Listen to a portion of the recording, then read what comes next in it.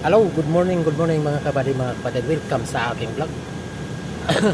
Ngayon na sa araw na ito mga kabady, mga kapatid, magpapalit tayo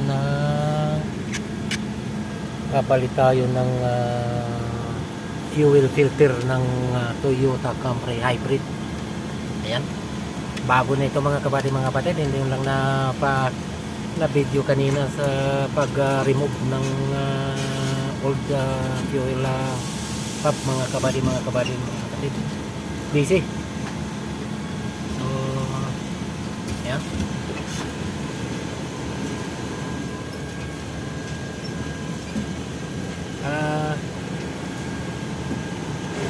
Ang siguro hindi ko lang alam, siguro sa iba mga kapatid yung may mga sasakyan o na yung hybrid, baka in-inspect nila na yung hybrid is electrical system, hindi na kailangan yung fuel sa engine mga kapatid. Hindi, kailangan pa rin yung ng gasoline mga kapatid. Ito kagaya nito, may fuel pump, may fuel filter, so kailangan pa rin yung fuel mga kapatid ng hybrid, o yung hybrid mga kapatid, no?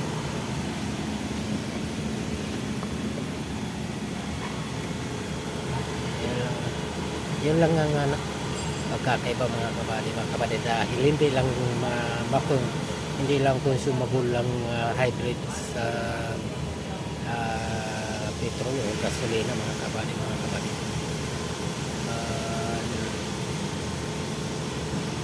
Okay.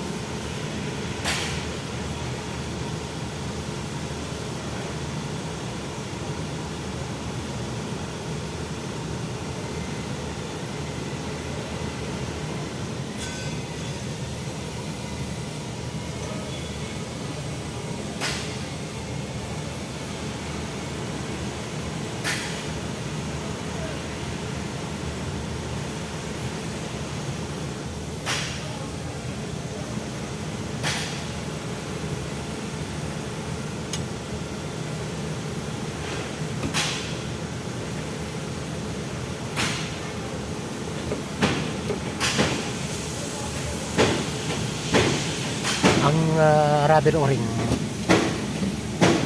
yun.